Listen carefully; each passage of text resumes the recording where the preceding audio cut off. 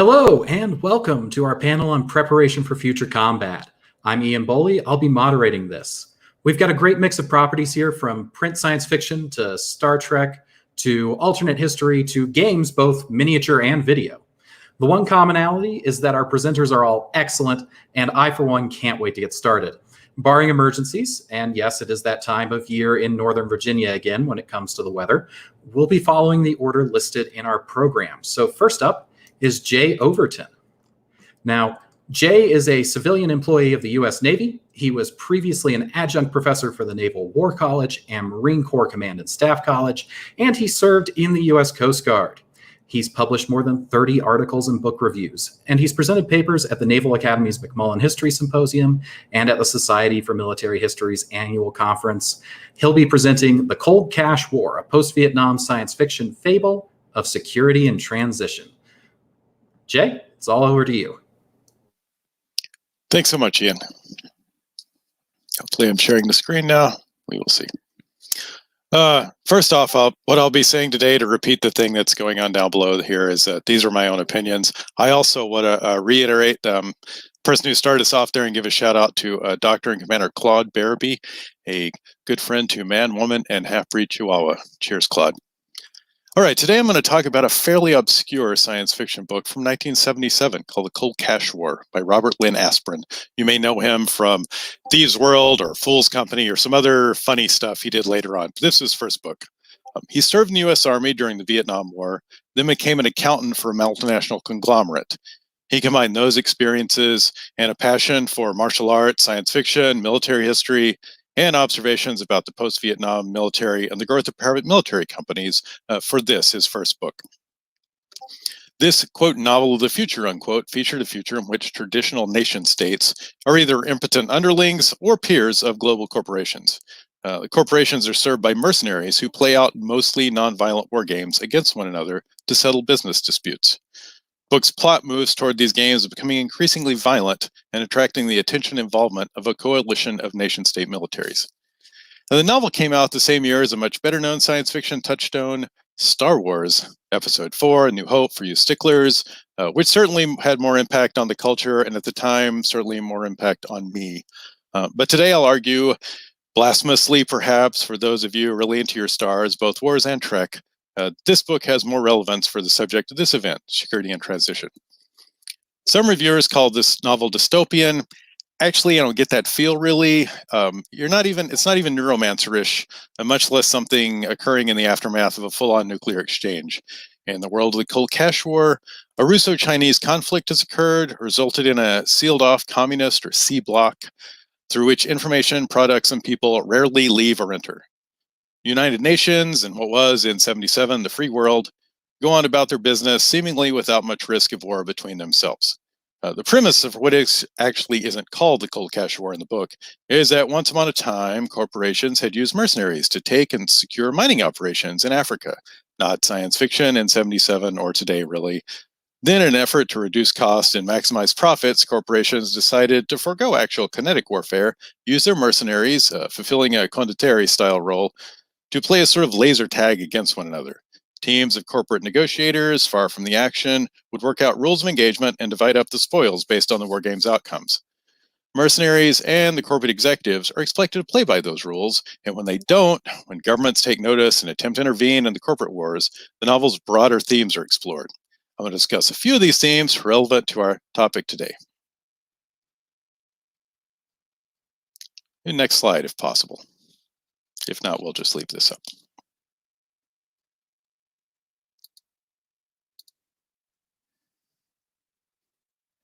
All right. First off, in the Cold Cash War security and transition scenario, with vulnerable institutions in flux, obvious decline, or just irrelevance, loyalties are to personal interest rather than institutions. Book's four main characters, a mercenary, a corporate negotiator, corporate PR guy, and a private information broker, are all loyal to their professions and their respective professional codes, but to nothing else beyond that and their next paycheck. That motivation isn't condemned in the book, really, it's celebrated. Political leadership is shown as being corrupt, dishonest, and self-serving, less popular than even the warring multinationals, while the government militaries are also less professional and less popular than the mercenaries. Two scenes of self-sacrifice, both from secondary characters, are done out of a sense of honor to professional codes of conduct rather than on behalf of a nation-state. Next, battlefields and combatants can be anywhere and anyone. In the novel, the corporations lease areas, unpopulated and remote, to play out their wars.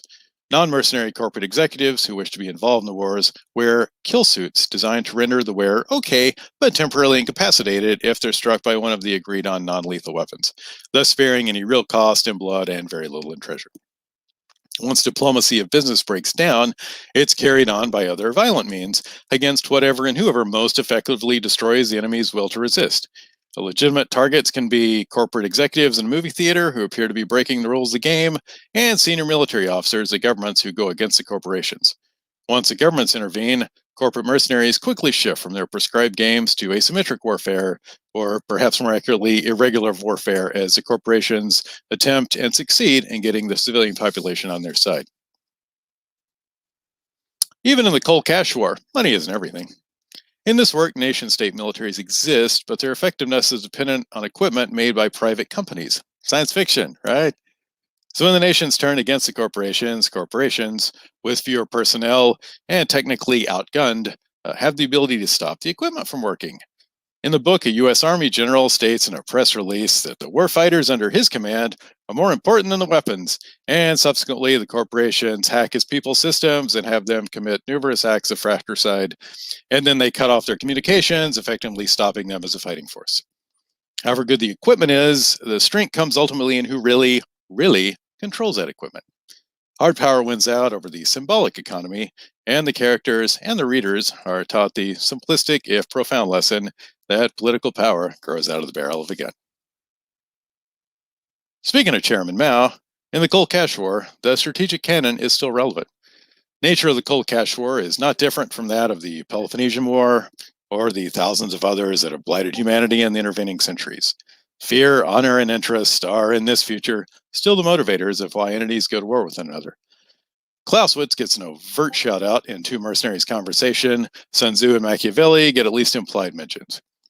Florentine would seem most relevant for this, particularly his chapter 12 of his letter to Lorenzo the Magnificent, where he says that mercenaries are useless and dangerous. They're disunited, ambitious, without discipline, faithless, bold amongst friends, cowardly amongst enemies. They have no fear of God and keep no faith in men. But again, in the book, the mercenaries here come out looking better than the government troops, so maybe that's not so relevant, or at least not that particular chapter. One last thing, not a major theme of the book, but this is NavyCon, and you got to dance with them what brung you. What do we do about sea power here?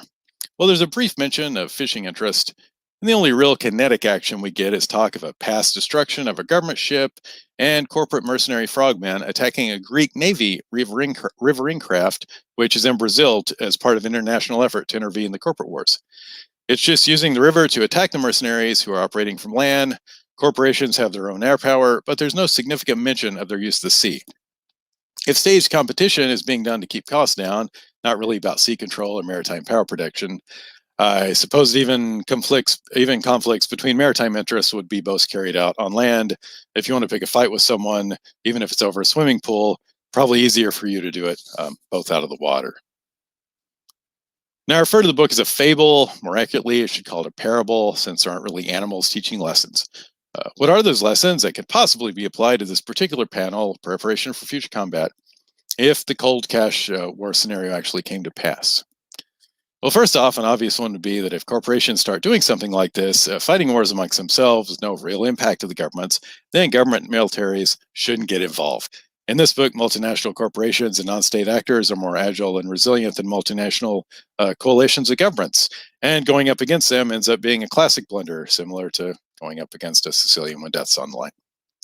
If a policymaker is dumb enough to do that, however, and they and the people planning and executing that involvement, they shouldn't expect anything or anyone to work as planned or advertised, no matter how much was spent on that. The opaque loyalties and convoluted money trails will rearrange hierarchies and add a shadow of doubt to everything, from intelligence reports to the performance of smart weapons and less smart generals.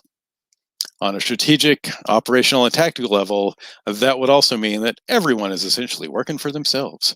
Machiavelli's description of mercenaries, again, disunited, ambitious, without discipline, faithless, bold amongst friends, cowardly amongst enemies, no fear of God, no faith with men. Now, that would apply to everyone involved: executive, politician, government soldier, and of course, private contractor. Now, I don't think the author actually expected this to come to pass exactly as described. He was extrapolating out what he was seeing and experiencing and following that to a possibly logical conclusion. You got rampant smoking, day drinking at work, payphones, and overt and accepted sexual harassment. We'll turn off those expecting anything too literally predictive. Note I used overt and accepted as qualifiers. But money has and will continue to play a significant role in national and international security, or at least how those fuzzy ideas are measured. And there are several ideas, often underexplored at least, mentions of concepts we're now familiar with. You got corporate minted currency like Bitcoin, not connected nation states, ransomware and infrastructure hacking, international information brokers, non-state actors winning wars against nation-state militaries, cyber criminals with dubious connections to both corporations and countries, and a general distrust of or even disbelief in government. One of the book's main characters mostly sits alone in a room, gathering disparate pieces of information and news via a globally connected computer screen, and uses that to better understand his world, try and gain some insight into what's to come, much like we're all doing right now. Thus, the future envisioned in the cold cash war, without payphones and indoor smoking, may be here already, just unevenly distributed. Thank you.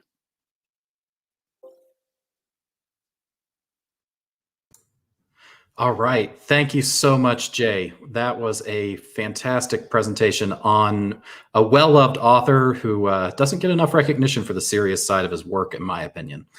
All right. Our next presenter is Chris Daly, who has requested for a title, either His Eminence, His Grace, or The White Flame Dancing on the Graves of His Enemies, possibly also the Mahatma.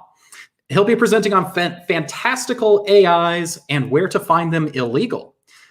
Chris graduated from the U.S. Naval Academy in 2008 with a bachelor's degree in computer science. He served in the surface warfare community for 8 years aboard the USS Curtis Wilbur, the 7th Fleet Staff, and the U.S. Navy Ceremonial Guard. He completed training at the University of California, Berkeley, chosen primarily because the school colors are blue and gold. So, he didn't have to buy any new Spirit gear. There, he graduated in 2016 with a master's in information and data science. The degree credential is abbreviated MIDS, the irony of which he recognizes but prefers not to acknowledge, though he will acknowledge that this is not technically irony. He currently works as head of AI at Electronic Warfare Associates, and you can find him on Twitter. That is in the bios section of our program. All right, Chris, you're up. Chris, you are muted.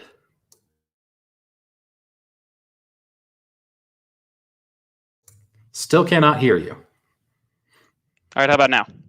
There you go. All right. All right. Thanks. All right, so appreciate the introduction. Thank you. Welcome to Fantastical AIs and Where to Find Them Illegal, How to Stop the U.S. Military from Ruining AI for Everyone.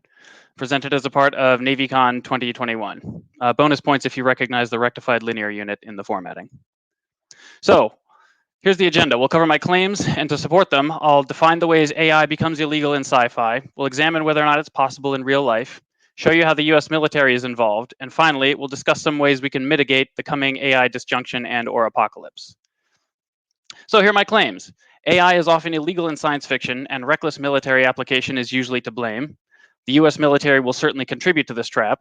An AI disjunction would cause decreased quality of life and is to be avoided, and active preparation is required to avoid such a disjunction. So what is a disjunction? I define a disjunction as an event or a point in time where humanity decides that artificial intelligence cannot go unregulated, however that is defined.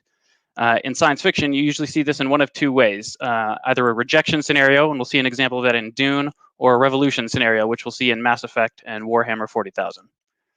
So a class 1 scenario, or rejection, which I define as a human-machine conflict in which the machines lack either the interest or the means to defend themselves. In Dune, a cultural movement legitimized by religious dogma led humanity to reject machines made in the quote-unquote image of man. So thinking machines are outlawed. Imagine if we all decided to stop using electronic calculators. The calculators don't think on a high enough order to have what might be called interests, and they certainly don't have access to weapons for self-defense. In Dune, as would in real life, this has led to an enormous drop in human quality of life, so it is to be avoided. A class 2 scenario is a revolution, a human-machine conflict where humans and machines have real or perceived opposed interests and military capability. In Warhammer 40k, an earlier stage of humanity created a race of thinking machines called the Men of Iron, originally meant for manual labor, but eventually repurposed for warfare. In Mass Effect, an alien race called the Quarians created a synthetic race called the Geth for the same purposes. In both cases, the creating race tried to destroy the AIs when they started displaying sentience. In both settings, there are hints that AI was at least frowned upon before these events, but these are the primary reasons for the legal restrictions on AI that is literally religious in the case of Warhammer 40k. The initiative in the conflict doesn't matter. Morpheus says it best in The Matrix when he says he doesn't know who started the AI war, us or them. So, is this possible? At first, the answer seems like an obvious definitely not. These doomsday scenarios all describe artificial general intelligence. The AIs that we use are single task, artificial limited intelligence, limited in scope, not by design, but by the science. We simply don't know how to generate artificial intelligence yet. Artificial general intelligence, that is. All we're doing is drawing boxes around faces and making movie predictions, right? What's the danger? Well, I'm going to argue that even without what an academic might rigorously call AGI, we as naval officers, researchers, practitioners, and policy thinkers are quite capable of fielding systems that produce similar outcomes, both Class 1 and Class 2 disjunction scenarios, and we'll need 3 concepts to understand why. The first is loss or reward, the second is emergent behavior, and the third is what I'll call scope bleed. So loss and reward, it's a single number that measures the performance of an AI. At the heart of every AI is a single number. That number is used to measure the effectiveness of an AI in a way that can be used to improve the AI's performance. It's called a loss if it's to be minimized or a reward if it's to be maximized. An arbitrary number of factors can be represented simply by adding them. The reward or loss can best be thought of as the incentives for an AI to optimize against. In order to maximize or minimize the reward or loss, which numbers in the equation should go up and which should go down? Imagine an AI meant to replace an infantry commander whose performance is measured by this equation, controlled territory minus casualties. We can see that increasing the controlled area and decreasing casualties results in the highest reward, and that's good. That's the behavior we want to incentivize. AlphaGo made serious headlines several years ago by displaying superhuman performance in a board game thought unmanageable by machines. There are many parts to AlphaGo, but the critical core is its loss function. It has 3 parts, blue, green, and red. Red is a statistical thing, we can ignore it for now. Green provides an incentive for the AI to learn to choose better moves, and blue incentivizes the AI to predict more accurately who is winning in a given board state. It's not so hard, right? This is the loss function of the AI that controls data center cooling for Google. Now, having learned over several years of operation, Google's data center AI has reduced the cooling costs by 30%. 30%! The next thing we need to understand is emergent behavior, which is complex behavior from simple rules. In 2011, the first tournament for AIs playing the classic video game StarCraft was held, and the winner used some AI tactics that produced emergent behavior. A Mutalisk seen here is a flight unit with a ranged attack which can be fired every few seconds but no faster. The AI written to control these flying units was told to fly toward enemies weaker than itself and away from stronger enemies. Unexpectedly, the Mutalisks dive in to attack a target, then rush quickly out of range. Over and over. This behavior was not explicitly programmed in. It emerged as a result of the Mutalisk assessing its own strength as low while it was reloading and high while it was able to fire. The emergent behavior keeps the Mutalisk out of enemy range for most of the engagement. Again, the rules of this AI were handwritten, discrete, and interpretable, but still resulted in emergent behavior. Something similar happens in the Asimov short story Runaround. Speedy the robot approaches a dangerous object for retrieval in order to protect humans, but when Speedy gets close enough that the danger to itself becomes greater than the benefit to humans, it backs away until the danger is less than the benefit of the object to humans. So it wanders repeatedly in and out of range of the danger, much like these Mutalisks do. When emergent behavior can arise from logic-based deterministic rules, it should come as no surprise that emergent behavior can arise from a probabilistic distributed machine-learned system as well. In this first example, a simulated hexapod robot was incentivized to maximize forward progress while minimizing foot contact with the ground. The robot did indeed learn to maximize its reward score, but it did it by flipping upside down and using its knees to walk. The second example is of robots that are incentivized to find food, avoid poison, and to maximize group survival. They're given control of their own lights and movement and have cameras. They learn to communicate with the other robots when they found food by changing color, which the other robots learn to recognize and follow. Later, when individual survival was incentivized, they learned to lie by emitting the I found food color when they in fact found poison, then escaping to eat all the food itself while the other robots ate the poison. And remember, there's no malice or intent in these robots. All they know is that this action in this state provides this reward. So, scope bleed. A scope bleed, as I define it, is a machine-learned model learning to affect the world beyond its scope as a second-order impact. So imagine a Roomba that does machine learning for planning its route. It assigns itself a high score if it covers a large percentage of the home area and a low score if it runs out of battery and dies before making it back to its charging dock. Suppose the Roomba decides to drive all the way down a super long hallway. Just before running out of battery, just due to random experimentation, it decides to start beeping over and over and over, saving its battery by not moving. Eventually, you'll get annoyed and go pick it up and either turn it off or put it back into its charging dock, but either way, it avoided the low score associated with running out of battery, and it, in fact, learned just a little bit that beeping incessantly at low battery results in being placed in the charging dock. It doesn't know why. It has no concept of you or what happened. All it knows is that it gets a good score for beeping like that when it has low battery. The Roomba is supposed to be learning a restricted task, driving itself around your apartment. Somehow, it has learned a way to influence you, an element supposedly not involved in the task it's learning. Its scope has bled from just itself in the apartment to you. But that's a Roomba. Who cares, right? Okay. Cobra Dane is one of a series of enormous radars managed by the US Air Force. This gigantic radar sits on an island in the Aleutians and points at Russia, watching for ICBMs. Imagine an AI controlling it with a reward signal that provides high scores for successfully tracking targets. Just due to random exploration of actions, it emits a rapid series of pulses that Russia detects and interprets as some kind of fire control radar as opposed to air search radar.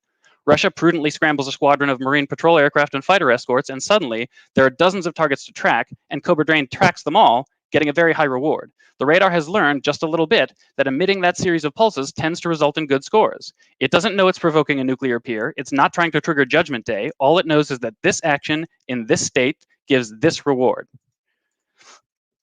So how do we stop it? Well, there are a lot of options that won't work. Well, what about the fire inhibitor switch? Commissar Caiaphas Kane, hero of the Imperium, makes a reasonable suggestion. The fire inhibitor switch, or the fizz, is common on US Navy warships. This is a physical lock that must be turned with a physical key and represents a physical break in the firing chain.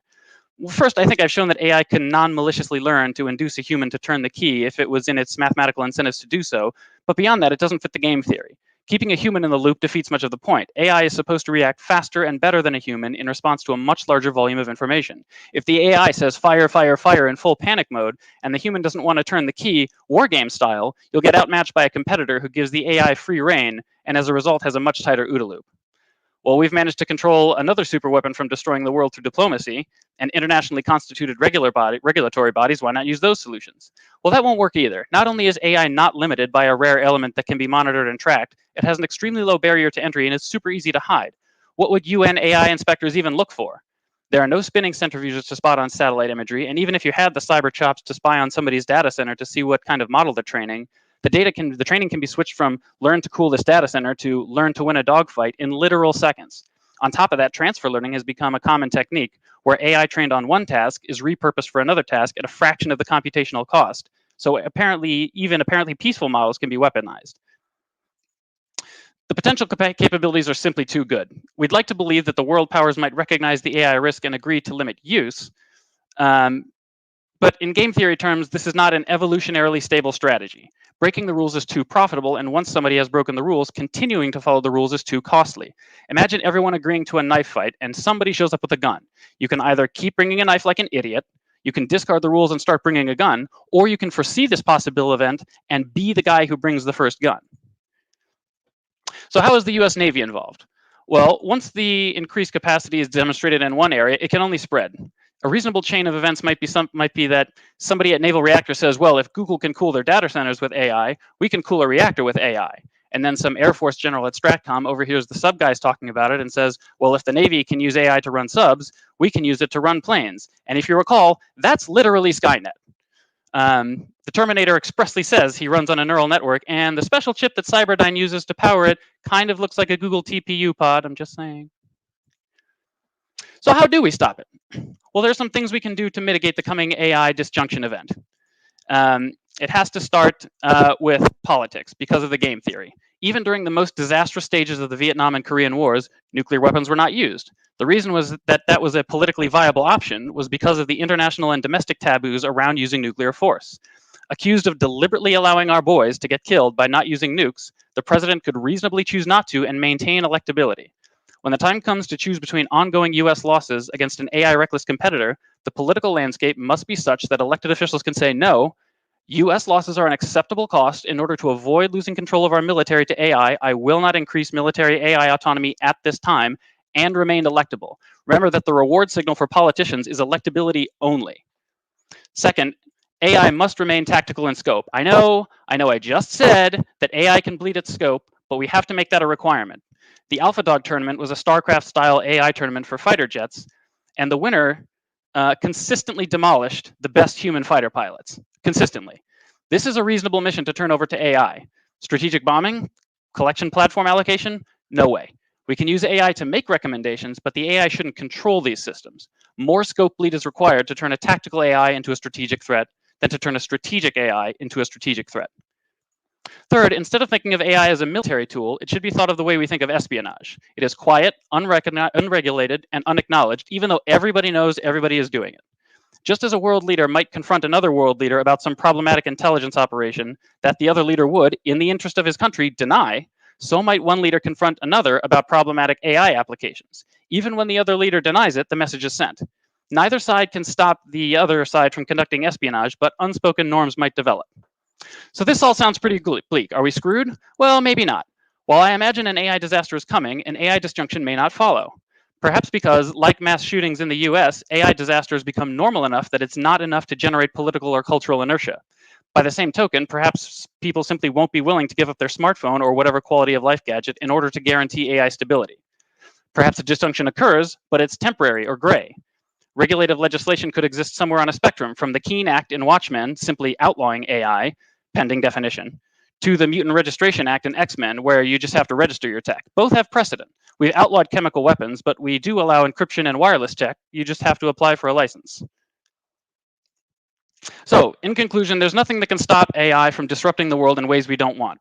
The trick is to find a balance between rejecting AI, as in Dune, and fighting AI, as in 40K.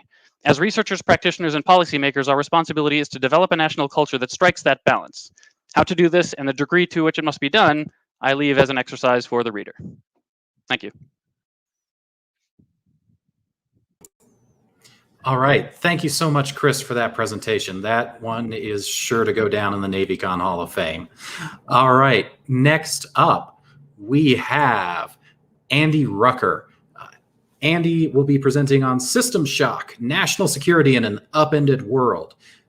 He's a lieutenant commander in the U.S. Navy. He's a 2005 graduate of the U.S. Naval Academy, and he qualified in submarines on board the USS San Francisco in 2009. He also served as the navigator on the Scranton from 2012 to 2015. In 2017, he laterally transferred to the information professional community.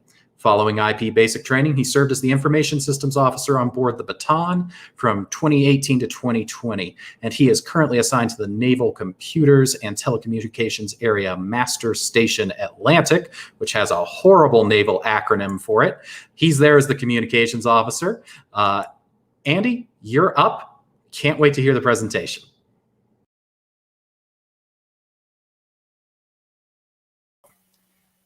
I have myself muted there. So thanks for that great introduction, Ian. And thanks, Chris, for that great presentation. Going to be a tough act to follow, but I will do my best. So as mentioned, my presentation is titled System Shock, National Security in an Upended World. This is a topic I sort of stumbled upon through some pleasure reading / listening I've been doing with the book series called Expeditionary Force, but we'll get to that here in a second. So predicting the future is tough. I think we could all agree. In the realm of national security, leaders and planners will often look back to the historical record, trying to find examples of events that are similar enough to present circumstances that they can give us some idea of what is coming next. Now, the historical record can also help with providing examples of solutions that worked or didn't work in addressing security problems that are being faced in the current day. However, the study of both history and current events can only go so far, in my opinion. There's always a chance for something completely unprecedented, or at least completely unexpected to happen. These so-called black swan events result in rapid, sometimes violent upheavals across the spectrum of warfare, from the strategic down to the tactical. Being mentally prepared for such events does not, I believe, come naturally. However, I do think that examining a society's reaction to such events, whether they be real-life historical examples or fantastical scenarios thought up by a creative author, can provide for some manner of preparation for the future, if only by helping to expand our understanding of what is possible and how to develop thought processes that can cope with sudden change. This sort of gets at that whole thickened thing that we talked about there in the opening panel. All right, so I argue that the scenario presented in Craig Alanson's books, the Expeditionary Force series, fits this purpose nicely.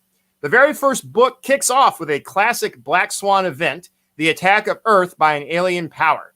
Now, this is a classic idea going all the way back to H.G. Wells, at least, probably before him. Imagine a world, much as ours is now, with most of humanity believing that it's either alone in the universe or at least so far away from any intelligent aliens that it might as well be so. And then suddenly, an unknown and clearly technologically superior alien race known as the Ruhar sweep in and destroy most of Earth's industrial capacity. The great powers of Earth were caught completely flat-footed. There was no time to organize any kind of resistance, and likely, even if such a resistance had been organized, it would have been casually beaten aside by the Ruhar's superior technological capabilities. However, there was some resistance, just not necessarily the organized kind.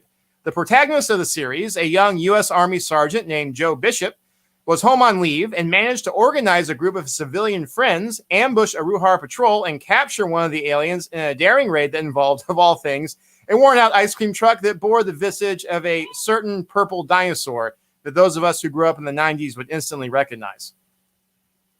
And then, almost as quickly as it began, the Ruhar attack ended. A second alien species, the Kristang, arrived over Earth and forced the Ruhar to retreat. Earth was saved, right? Now, the natural human reaction to this would be that the Ruhar were the aggressors and the Kristang were acting as humanity's savior. In Expeditionary Force, that is certainly the initial conclusion that the world's leadership comes to, aided in no small part by Kristang propaganda, I might add. And so, what now? How to proceed? Now, let's face it, large bureaucratic organizations like national governments and by extension their militaries do not tend to enjoy sudden dramatic change. So there is going to be a tendency to fall back on established ways of thinking about the world, even in the face of radically changed circumstances. This is where the titular Expeditionary Force comes into play. The major governments of the world resolved the Ruhar attack on Earth could not go unanswered. They thought military action against the aliens would be the way to go. So they decided that the best way to show both their appreciation to the Kristang and also their value to their new patrons was to fight off-world on their behalf. And so the Expeditionary Force was raised from major militaries of Earth, loaded aboard Kristang troop transports, and sent off-world. Now, this process seemed a little comical at times. The Kristang built a space elevator in Ecuador to get the Expeditionary Force, its supplies, and its equipment off-world. The U.S. Navy, attempting a show of force, put a carrier group off the coast to, quote, protect, unquote, the elevator, ignoring for the moment that all of those ships could have been obliterated from orbit by even the smallest alien warship. Ultimately, the UN Expeditionary Force, or UNEF, wound up not doing much fighting, but doing a fair bit of dying and a lot of farming, as the bulk of them wound up stranded on a Ruhar planet they called, somewhat ironically, Paradise. That is all except for a small group of them led by Joe Bishop, who managed to get off Paradise with the aid of a dodgy beer can and then turned to calling themselves the Merry Band of Pirates, but that's a discussion for another day. Now, in this sequence of events, from the initial attack on Earth to the ultimately futile deployment of UNEF to Paradise, I see a parable about how we filthy monkeys often react to shocking events by seeking ways to find familiar ground. That led the human leadership in the Expeditionary Force books to make a few key mistakes early on. So the first mistake was to assume that the enemy of my enemy is my friend. Since the Ruhar and the Kristang were at war, and the Ruhar attacked Earth first, then it only seemed logical for Earth to throw in with the Kristang. Now, in the books, this decision was made without much understanding of the greater context of the galactic war that had been raging for millennia at that point, and the power structure that supported it. The Kristang were coming to Earth no matter what, and the Ruhar attack was simply intended to prevent Earth from being of much use to the Kristang. Now, for their part, the Kristang themselves turned out to be a militaristic, almost fascistic culture that had little in common with the pluralistic nature of Earth's advanced nations. This is illustrated by a speech from one Kristang officer who expressed disdain for Earth since there were multiple nations on the planet with nuclear weapons, and yet no one country had yet used them to establish dominance over the entire planet. For the Kristang officer, this spoke of an unforgivable weakness on the part of Earth's governments. To them, peace and protecting the weak are irrelevant. Power, glory, and wealth are all that matters. Now, the second mistake was the attempt to resort to military force to demonstrate humanity's worth to the Kristang. This seems to have been a classic case of, if the only tool you have is a hammer, all of your problems start to look like nails. In this case, the major nations of the world were accustomed to the display and use of military force as the preeminent way to express national will, demonstrate resolve, and communicate interest. This goes back to the classic question of, where are the carriers? supposedly asked by every president in recent history ever since World War II whenever a crisis erupts around the world. It's also somewhat reflected in the fact that we use military forces and naval forces in particular to aid in humanitarian and disaster relief missions around the world. Now, the Kristangs, shall we say, were simply not much impressed by UNEF. So, the lessons we can draw from Columbus Day are that we should be prepared to recognize when new facts and changed conditions on the ground invalidate some or all of our previous assumptions. And we should also be acutely aware of the limits of what military power alone can achieve. A couple of system shocks from our own world and recent history illustrate this fairly well. The September 11th, 2001 attacks immediately shifted focus for the United States from managing a post-Cold War unipolar peace to prosecuting a prolonged conflict against a seemingly intractable set of foes halfway around the globe. Now, that in turn led to a protracted campaign of nation building in an attempt to turn Afghanistan to a country that looked more like the U.S., and a mission which appears sadly to be heading towards failure after 20 years of effort. More recently, in 2020, we saw similar themes play out with the way the U.S. military was employed during the COVID-19 pandemic response. The National Guard set up field hospitals and vaccination sites. The Navy deployed its hospital ships to New York and Los Angeles to aid in the medical response in those two cities. However, it's not clear how much, if any, of these military-led efforts really impacted the course of the pandemic. Many of the National Guard established hospitals and vaccination sites were barely or severely underused. The Navy's hospital ships barely saw any patients.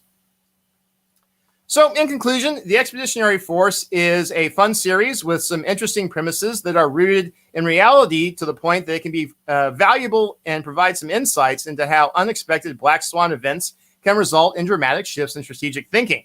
I've barely scratched the surface of the series with this discussion. In a way, the whole series is more or less one giant series of black swan events, one after the other. And there's also a major plot twist that I'm trying not to spoil that happens about midway through the first book. So if you're finding yourself bored in the first half of book one, stand by. It's about to get a lot more interesting in the second half.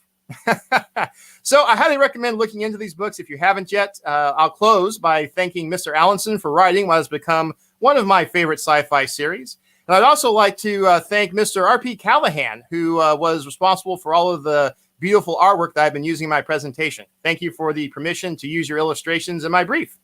And finally, thanks to all of you for tuning in. And with that, I will close. Back over to you, Ian. All right. Fantastic, Andy. The Expeditionary Force books are definitely a diamond in the rough of the last 5 years. My recommendation, folks, get the audio editions. They're fantastic. All right. Our next presenter is going to be Philip Cuneo. He is a corporate lecturer at Exoanalytic Solutions, and he will be presenting tonight on Salamis, seaborne and spaceborne battles. Philip Cuneo is the corporate lecturer and chief systems engineer across a broad portfolio of space situational awareness projects at Exoanalytic Solutions.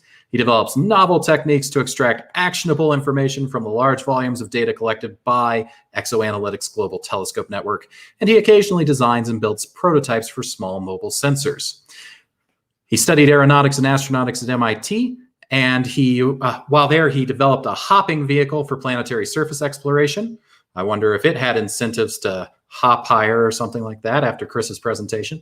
He later moved to work for Air Force Research Labs at Kirtland Air Force Base, designing imaging systems for major space experiments. He's authored or co-authored technical publications in areas ranging from human factors to runway acoustic mapping. And he's got a long background in educational and public outreach, including consulting as a technical expert for works in the theater and film. All right, Phil, you are up. Take it away. Oh, thank you very much, Ian. I'm very happy to be here. All right, let me pull my slides up.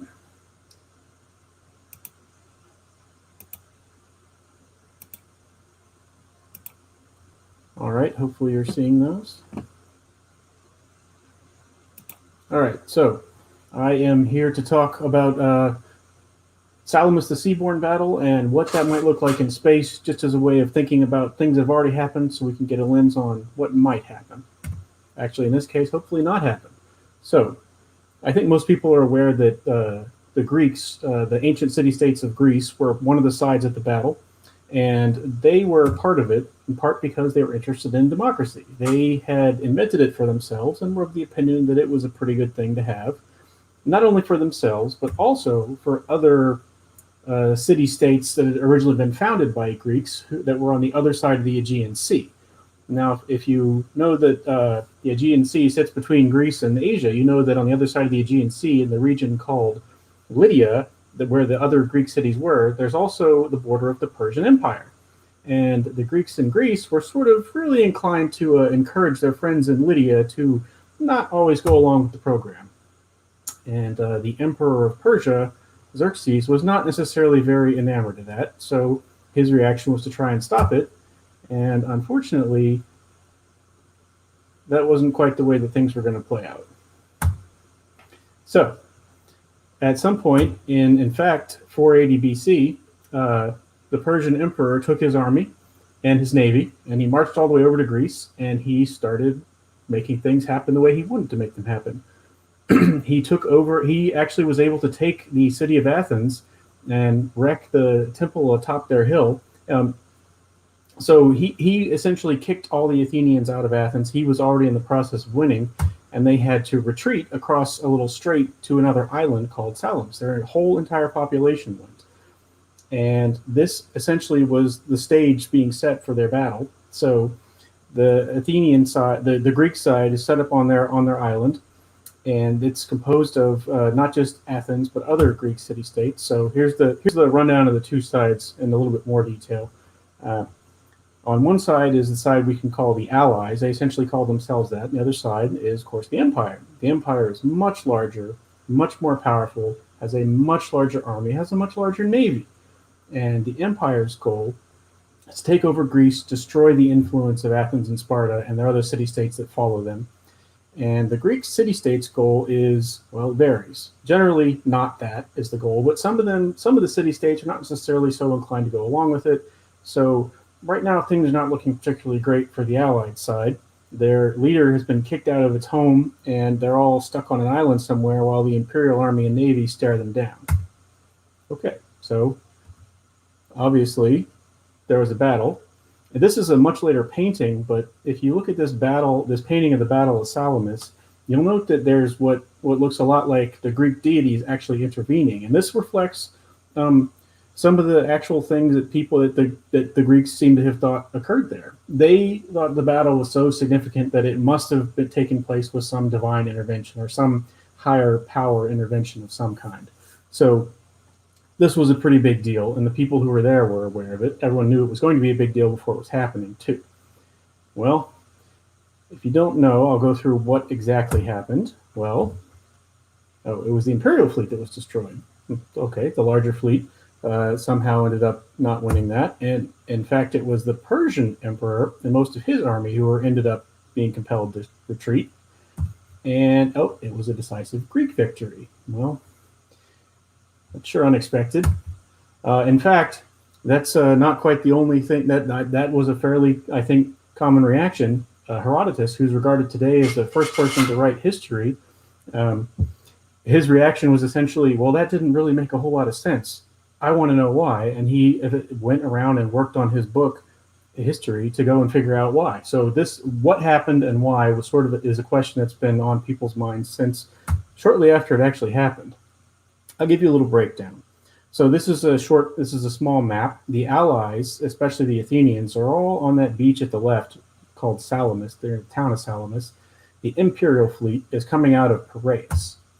So I actually tried to sketch triremes roughly to scale. This is what about 380 of them would look like, crammed into that strait there where they came out of on the morning of September 25th, 480 BC. So about almost 2501 years ago. And here is the Imperial fleet. And notice they didn't actually all go into one big body. They split up to try and meet some other. They split up because they were expecting the Greek fleet to split up. The Greek fleet did not. So the Allied fleet and the Imperial fleet met in that pretty narrow strait. And it was a strategic and tactical victory for the Allies. They lost about 40 triremes, and in the end, about half of the Imperial Navy either was sunk or completely fled, and the entire Imperial fleet was basically disassembled as a result of this one day's worth of combat. again, the question I think on that most people would ask is how exactly? I think the answer is mistakes were made. There's a lot of schools of thought and a lot of rabbit holes to go down onto exactly why, but I think people say the Greek triremes were heavier, there was better wind, they knew what they were doing. I think the real answer would essentially be the Allied admiral picked the battleground and conditions. Themistocles, the admiral, basically said, this is the time I want to go and fight. This is when we'll have our best advantage. This is what we're going to do. And the Imperial fleet played right into his hands, and his chances for victory were greater, and they ended up winning. Why did the Empire let that happen? Talk about three things I think are factors: strategic imperatives, counterintelligence, and logistics. Okay. On the Imperial side, the strategic imperatives are that you need naval support, you need the presence of the Emperor. You only have so much attention you can offer to things. You need naval support because it's a long way on land, but it's a much shorter way over sea. And if you also look closely, you'll notice that one of the most powerful Greek cities, Athens, backs right onto the water. And Sparta, while it's landlocked, isn't exactly able to do a lot of moving around without coming pretty close to the ocean before you get somewhere interesting. So if you have naval superiority, you have a major edge if you're fighting in the in Greece. You need the naval support for your land army. I'll also note that the emperor had to be there because it was essentially part of his job to show up and do things like put down rebellions. And if he was in one place doing it, he couldn't be in other places. So he couldn't stay in one place doing that very long. On the counter-intel side, well, the imperial side knew that they could get over this easily just by paying people to come away from the Allies and join them. And of course, the Greek admiral said, well, gee, that sounds great. I'll certainly be sure to do exactly that. And of course he didn't. I think it's worth noting that the Allies might have been better at this because there were so many different city-states together, notionally as the Allies, who were always arguing with each other. They essentially practiced this all the time. On the logistics side, I'll just note that the logistics for the Imperial side were very impressive. In fact, there's one place where they didn't want to sail around a mountain, so they dug a canal. You can still see traces of the canal today. They're very slow, though. The build-up to this battle from the Imperial side was at least a 5-year effort, and probably something closer to 10. On the Allied side, well, the Athenian fleet was the core of the Allied fleet, and 3 years prior, it had not really existed. It was the result of a peace dividend. So the logistics for the Allies are much more agile and flexible. Even if they're better for the Empire, they're much slower. Okay, so we already said we think the stronger force got maneuvered into an engagement on a ground chosen by the weaker force. In space, what might that look like? Well, talk about our three factors. And I'm going to talk about two sides here. I'm going to call them blue and red. In this case, blue is actually going to play the role of the Empire. They're bigger. They have a much bigger investment. They cover more ground. They want to do more things. Red is the other side. In space, I think it's accurate to say the blue side would have to split its attention. You'd have multiple competing timelines. You'd have no elite goals. If you have a much bigger investment in infrastructure in space, you want to keep it that way, and you want to make sure your victory is complete and overwhelming. It's the equivalent of wanting to just completely wreck Greece, the power of Athens and Sparta. You want to have full control over space. No half measures. On the counterintelligence side, well, I think that one might be, again, a bit of a wash. If you're the blue, more powerful side, the equivalent to what the Persian Empire did would be to publish what you can do and hope it intimidates people. And on both sides, you would essentially have knowledge or examples of the other side acting. So I don't know that it could necessarily be clear who has the edge, but there might be some deeper rabbit holes to go down here. Without going too far down those, I'll just note that there'd be other factors that played a bigger role, including logistics. Once again, you would see that the blue lines for a much bigger, more far-flung side will be much longer. Red supply lines, red logistics will be much shorter. They'll have much more agility and turnaround time. I think what that points to, if you're making an analogy here, is that a short, energetic engagement is going to favor the red side. A long, incremental campaign will favor the blue side, most likely. So let's come up with a little scenario. Blue has a lot of infrastructure on orbit. Red likes to interfere with it. And then blue gives us a preparation for a really drastic response. So let's imagine that red is constantly flying around and jamming stuff on orbit, all the altitudes. And blue says, forget it, we've had enough. We're going to field sky darkening jammers of our own. We are going to jam absolutely everything. Only our photons will get through. Nobody else will be able to do anything. This is our sky now, everywhere. Okay, well, red can still concentrate locally and, maybe output more jamming power and locally overwhelm. In fact, that's their goal. Create local failures in this huge, expensive blue array, whereas blue's goal would be something like make red never do this again. That actually is kind of challenging.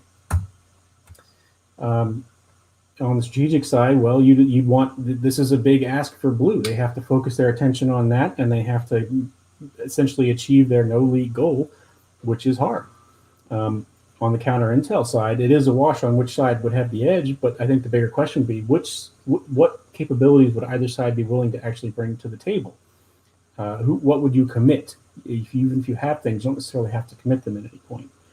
And then on the logistics side, I think your questions would center around things like, well, how likely are you to actually lose hardware? Because if you lose a lot of hardware, you get a debris cascade on orbit, and you can't go to that orbit anymore. That's not great. That would be a critical failure if you have a lot of infrastructure invested in space already. So if we analogize further, the same advice to the big blue side would be play a long, expensive game. Oh, and that was pretty much the advice that one of the admirals on the Imperial side at Salamis actually gave to the Emperor. Don't fight them all. Invest the Peloponnesus, surround them, let the allies disintegrate on their own. Make them spend money and waste time. So what does that look like in space? Well, if we could follow that advice, number one, I'd say don't fight. If you don't have a big combat between blue and red, you'll limit your logistics strain if you're blue, and you won't create enemy debris by smashing enemy red and essentially inadvertently disabling parts of the orbits that you might need later. Don't assemble either.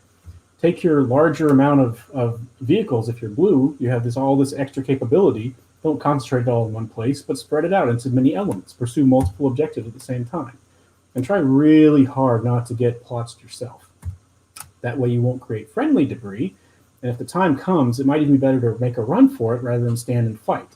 So try to make red waste propellant following you and time following you.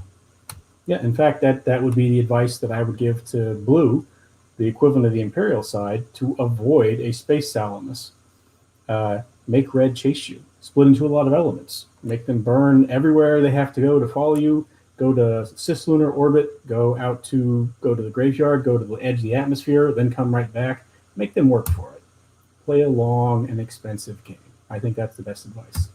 And one thing I think that actually means, if blue has a space force, then the best space force blue can get is actually a space force that is never going to do any fighting.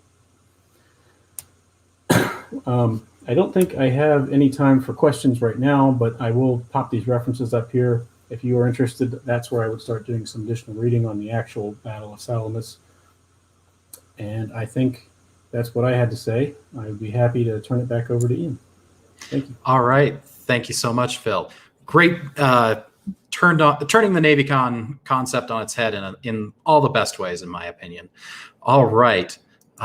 Next up, and finally for this panel, is Nick Narbotovsky. Nick will be presenting on A Fortress for All My Friends. He spends the majority of his time engaged in the business of national security. He writes compulsively over lunch breaks and late at night, and reads a lot more than is entirely healthy. He writes the weekly classics column at Metastellar and is published there and in Air and Space Power Journal and the Over the Horizon Journal, with both fiction and nonfiction works. He's spoken on leadership and geopolitics at the U.S. Air Force's Squadron Officer School and at NavyCon 2020A. So you can come join the conversation with him at narbutov.com, and he's on all the usual social media. Nick, you're up. Good to see you again, buddy. Hey, thanks, Ian. I appreciate it. So, man, I'm so glad to be back here at NavyCon. Really excited to talk to you about one of my favorite franchises here, and that is Star Trek Deep Space Nine. Of course, I'm going to start it in the middle of the slideshow. Don't worry, we're not going to Quentin Tarantino this. All right, so moving along.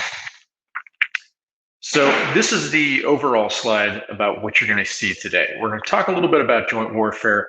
we're gonna figure out what the military is actually for anyways. And then my favorite part is like, wait a second, didn't they already do that on Star Trek? The answer to most questions that relate to Star Trek is yes, that already happened. But first, I'd like to point out a little gem from Star Trek DS9, season 6, episode 2, in which Chief O'Brien and the disgraced Cardassian, definitely not Russian spy, Ellen Gary, are talking.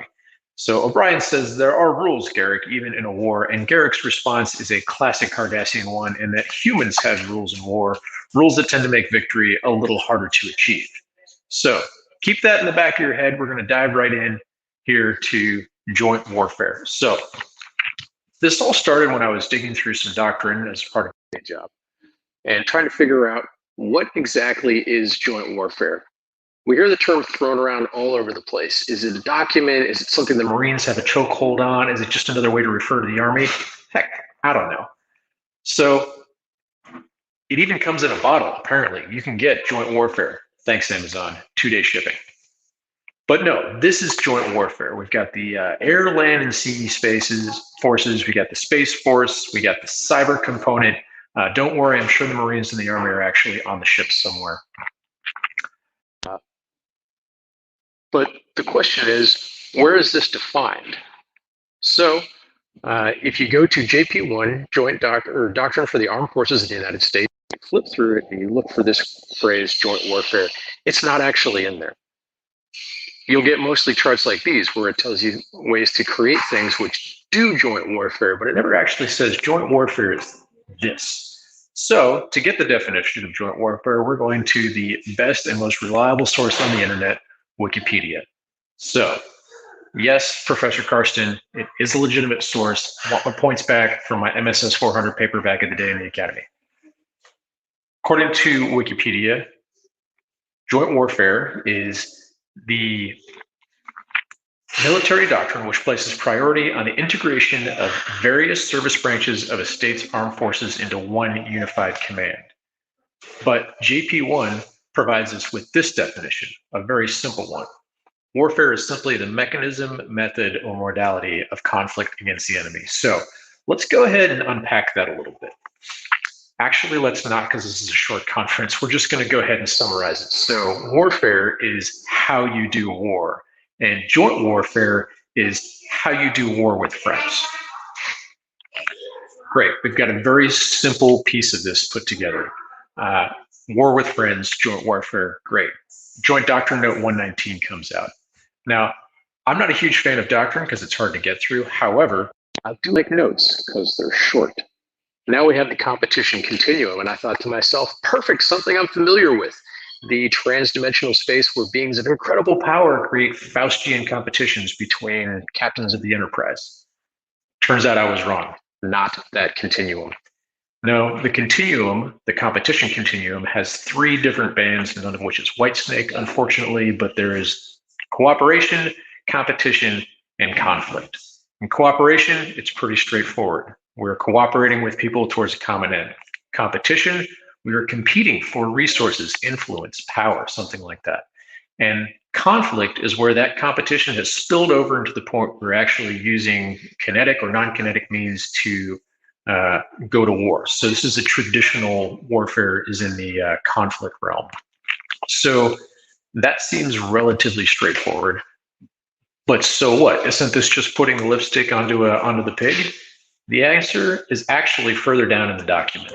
So according to JDN 119, the US military is no longer going to plan military-only operations. It talks about integrated campaign planning. Integrated campaign planning has a huge definition, but I'm going to go ahead and pull the easy part or the hard parts out of that. And we're just going to look at these words here. So combination, cooperation, competition, and conflict. So we're combining all 3 of those bands of the competition continuum into a campaign plan. This is a pretty big departure from normal military operations. But then this last part, and here's the kicker: diplomatic, informational, military, and economic efforts. We're talking about a whole of government campaign plan here. So you add on to that we have to support strategic objectives, which Arguably at the highest levels, they always were. But we're talking about fully all the way down to the bottom level of a campaign plan, strategic objectives, not just tactical and not just operational. So this is the critical question for the strategist. So what? What do we do with this information? We have a new way of fighting war. We have a competition continuum instead of just looking at war and not war. How's this going to go? If only we had some sort of a thought experiment that had been through this. Some sort of military commander had to plan and execute a campaign that spans cooperation, competition, and conflict, all while integrating civil instruments of power. So I'd like to stay here all night and lob some good-natured potshots at both Star Trek and the other franchise, which shall not be named. However, let's go ahead and break this down and show how Star Trek Deep Space Nine actually got it right all the way back in the 90s. So, if you're not familiar with Star Trek Deep Space Nine, throughout the entire run, Captain Benjamin Sisko commanded a fortress that used to be run by an evil superpower that then oppressed the local Bajorans until Starfleet came along and took control of the nation, where they helped the Bajorans and some local businesses get back on their feet. They also dealt with some rather disgruntled extremists and helped to increase the infrastructure and get people back on their feet.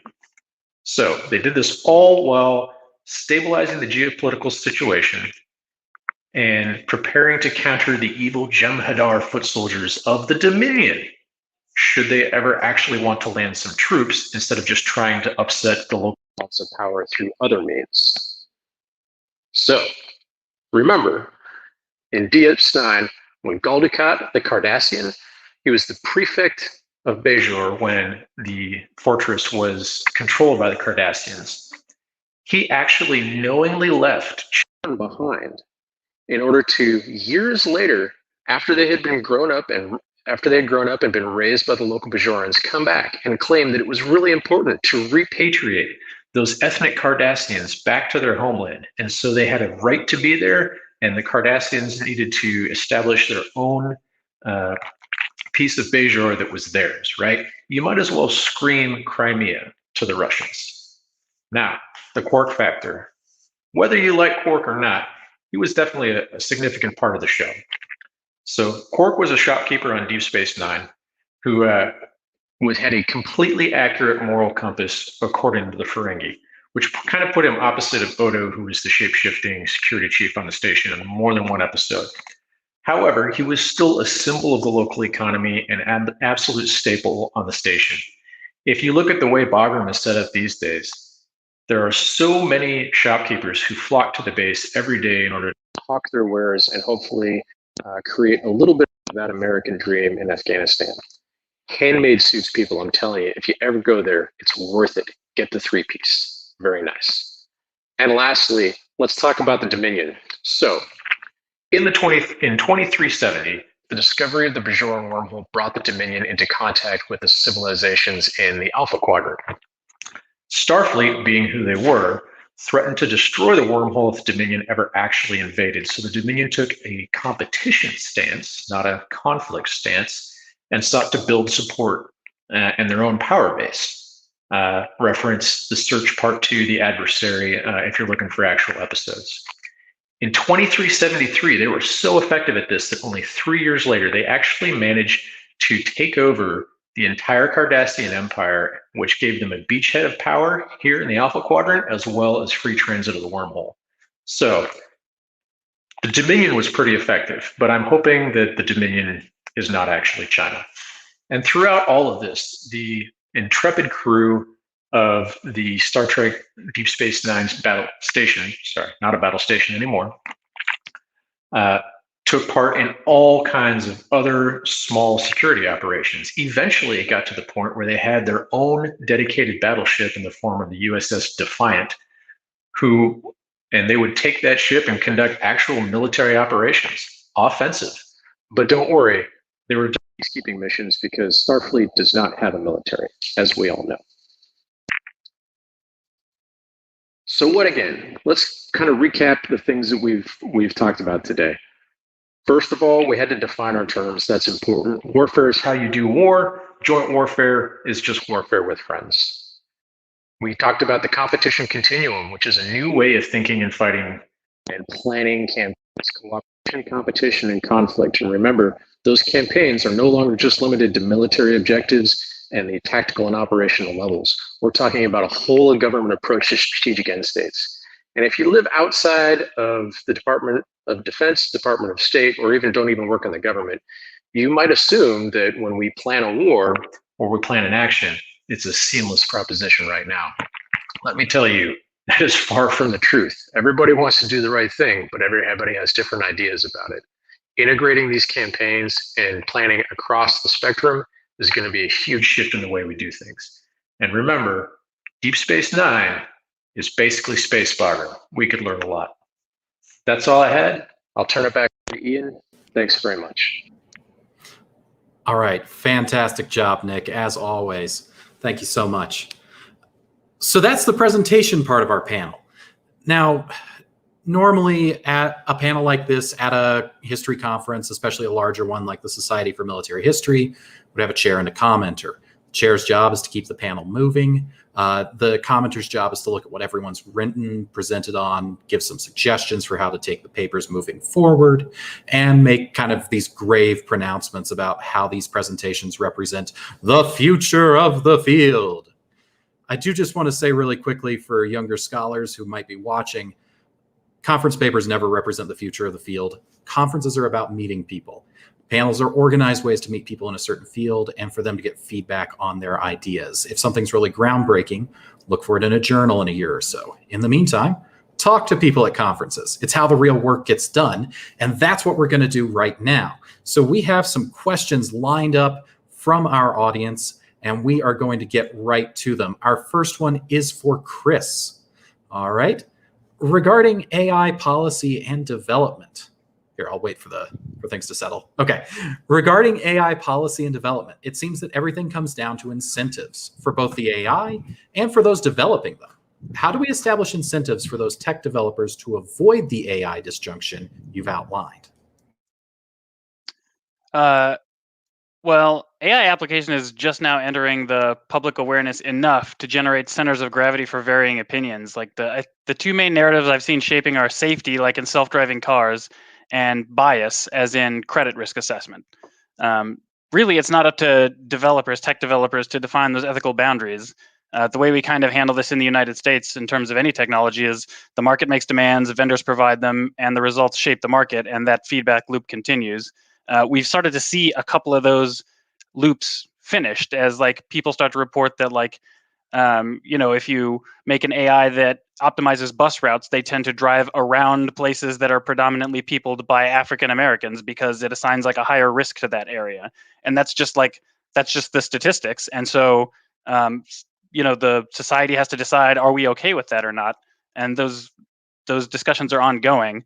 I think it's a little preemptive to take legislative action because, first of all, you have to define what AI even means. And it's a notoriously hard thing to do. It's even a struggle to define what a computer is. Like if you try to define what a computer is, try it as an exercise for yourself. It's hard to come up with a definition that doesn't logically include humans in it. So I think both the technology is a little too nascent to come up with a hard enough definition to legislate against it, and the public opinions haven't quite settled enough to decide how hard to go with that legislation. So the reality is we're still kind of in the wait and see phase, unfortunately. All right, fantastic. Now, this one's kind of for the panel as a whole. Cold War science fiction often predicted a dystopian future of population loss or war, or in which AI becomes a threat. How do you all view the predictive quality or the influence of past science fiction about our current time versus our current ability to project forward? What lessons can we learn from past science fiction creators if we want to use fiction as a tool to explore future trends in warfare? So basically, give us your understanding of ficking, guys. What do you think it's good for? What do you think the purpose of something like NavyCon is? Let's get existential. I'll jump on that one first, since that's sort of what the overall arching theme of my talk was about, which is I think the big utility for FIC-int isn't in the predictive nature so much. It goes back to the old saying, often attributed to Marshall and Eisenhower, that plans are useless, but planning is invaluable. In the same way, using FIC-int for predictions is probably useless, but using them to expand our horizons, sort of identify possible scenarios and think through what the implications of those scenarios could be is invaluable. And I think this gets back to what Chris was talking about in his talk, where he's talking about how if we think out and sort of identify where we can have things like these AI disjunctions and where those might come from, and can try and get ahead of the problem, then we'll be a lot better off in the long run, and not wind up in a situation like in 40K where we have Iron Men popping out of an STC trying to kill Gaunt and his ghosts or something. So that is where I see that real value there, is just helping to introduce thoughts and concepts that we might not have thought of otherwise, just looking at strictly the historical record, although you can't completely ignore history as well. It's just another part of the puzzle. So, Andy, there actually is a practical implication for that, which is you should write more FIC-int, right? So the problem is not that, all the stuff from the Cold War era was wrong. It's just that, maybe a small subset of it was right, and that subset wasn't the one that was available. So the more you have available now, the more you generate now, the wider you source it when you originally create it, the more likely it is you'll include some really right or good things somewhere in there. You just have to be able to sift those out, although that's a different problem than generating it in the first place. So, yeah, I mean, of course, most of your Cold War FIC-int's going to be dominated by the concept of the U.S.-Soviet Cold War going hot. Everything from Red Storm Rising to some of the far future dystopians that came out of that. And then also, I'd also point out, it wasn't just that era looking at the Cold War. Current sociological trends. I mean, look at movies like Escape from New York. I mean, there's a whole subgenre of movies out there about urban dystopias where crime had just completely taken over. Yeah, and on that note, I want to get Jay in on this real quick, because, Jay, you presented on this kind of anarcho-capitalist system, which really kind of fell out of favor post 9/11. But I'm interested in your thoughts on, how this can be useful for policymakers today if we look at the cyberpunk literature in general. What trends can we see? What triggers are common to a lot of these properties? Go ahead. Well, to be real vague there, it's going back to the dead Prussian. It's like war is a human endeavor, so we're all dealing with humans. Whether it be cyberpunk or any of the things anybody's talked about here, you can talk about innovation, technology, whatever you want. It's how humans deal with these things, how things are incentivized for humans to do what they perceive to be their own self-interest. So I think that's something to always remember about, whatever we're all talking about here. If we've got humans involved, they're going to attempt to do what they perceive to be in their best interest, and that could be bad for others, could be positive. It's just playing that out, and I think that's kind of what all the panels here dealt with in some way. Yeah, and I think that's absolutely right, and we can see that, in books like Cold Cash and in Neuromancer, kind of playing out through this very monetary seeking, or economic gain seeking rather, dynamic rather than necessarily political power or values. Would you say that's fair? Right, exactly. Case and and Gibson's books, that sort of thing. They're all kind of doing what's, if not necessarily monetary, at least what's fun for them, though. But they're not really tied into a cause greater than self necessarily. So, all right. And I think, Nick, you've got something to say on this, so go ahead, and that'll wrap us up. Yeah, so I just want to pile on what Jay said. I have a lot of personal issues with Clausewitz, but on that point, I actually do agree with him that that war is an inherently human thing. And so I've actually been writing the classics column for the Metastellar magazine, and that involves going back to the public domain, like 1950s and 60s short stories, to see, what have we missed, what was awesome, and what is still relevant today. And there are so many good stories out there from so many different authors that still resonate with all the things we're talking about today, whether it's the human side of war or whether they're prescient and, talking about Mari Wolf wrote a story called Robots of the World Arise. definitely go read that, because the last line is the most, it'll put you on your seat. But I think what's most important now with fiction and ficant and how we're using it in the national defense or even geopolitical community is giving it legitimacy and understanding that just because it's not a fact-based research paper doesn't mean it doesn't have value and we can't learn from it. All right. Thanks so much, guys. That's our time. Folks in the Discord right now, if we did not get to your question, that is coming in a chat message. Thank you so much for attending NavyCon. We appreciate it. Check out our next panel, To Boldly Go, featuring the authors of that book. And we will see you there. It's in 5 minutes.